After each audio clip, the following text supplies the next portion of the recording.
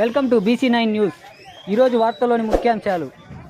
నెల్లూరు జిల్లా బుచ్చిరెడ్డిపాలెంలోని 6, 17 వార్డుల్లో సుపరిపాలన తొలి అడుగు ఇంటింటికి తెలుగుదేశం కార్యక్రమంలో పాల్గొన్న నెల్లూరు ఎంపీ వేమిరెడ్డి ప్రభాకర్ రెడ్డి, కోవూరు ఎమ్మెల్యే వేమిరెడ్డి ప్రశాంతిరెడ్డి. ఈ సందర్భంగా ప్రశాంతిరెడ్డి మాట్లాడుతూ, తెలుగుదేశం ప్రభుత్వం ఏర్పడి సంవత్సర కాలంలో చంద్రబాబు నాయుడు ఆధ్వర్యంలో ప్రజలకు ఇచ్చిన హామీలన్నీ ఒక్కొక్కటిగా నెరవేర్చామన్నారు. వైసీపీ ప్రభుత్వం లాగా టీడీపీ మాటల ప్రభుత్వం కాదు, చేసిన వాగ్దానాలను నెరవేర్చే ప్రభుత్వం అని ఈ సందర్భంగా తెలిపారు. గత ప్రభుత్వంలో ఇసుక మాఫియా, గ్రావెల్ మాఫియా, మరెన్నో రకాల మాఫియాలకు అడ్డాగా ఉన్న కోవూరు నియోజకవర్గాన్ని అవినీతి రహిత కోవూరు నియోజకవర్గంగా తీర్చిదిద్దడమే మా లక్ష్యం అన్నారు. ఎవరు నా గురించి మాట్లాడింది? పర్సెంటేజీల ప్రసన్ననే కదా. అవినీతికి మారు పేరు ప్రసన్న. అతను ఎక్కడ చేయి పెడితే అక్కడ మొత్తం అవినీతిమయం. ఆయన నా గురించి మాట్లాడేది. ప్రసన్నకు పర్సెంటేజీలు ఇవ్వలేక నాయకులందరూ మా దగ్గరకు వచ్చారు. ఈ కార్యక్రమంలో బుచ్చి మండల టీడీపీ, బీజేపీ, జనసేన నాయకులు, కార్యకర్తలు పాల్గొన్నారు. ఎప్పటికప్పుడు సరికొత్త ఎక్స్క్లూజివ్ వార్తల కోసం మన BC9 న్యూస్ ఛానల్ని ఒక లైక్ చేసి సబ్స్క్రైబ్ చేసుకోండి. ఎప్పటికప్పుడు సరికొత్త వార్తలతో BC9 న్యూస్.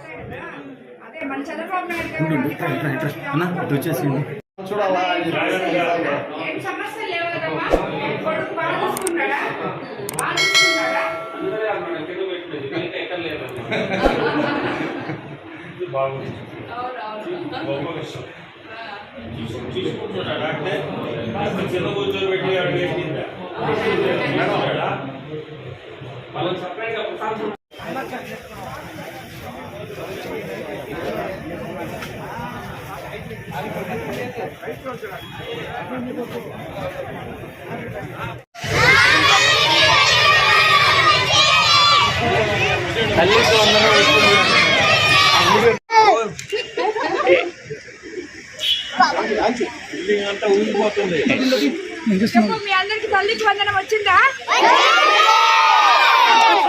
చంద్రబాబు నాయుడు గారు మీకు అందరికి, మీ అమ్మ వాళ్ళకందరికి తల్లికి వందనం వేసి మీరు చదువుకునేటట్టు మీ బుక్స్ అన్ని బాగున్నాయా?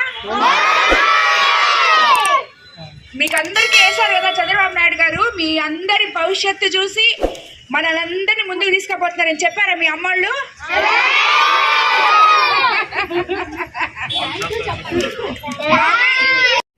గత ప్రభుత్వ నాయకులు చేసిపోయిన చేతగానితనాన్ని తిప్పుకొని మనం ఈరోజు మళ్ళీ ముందుకి రావడం జరుగుతుంది.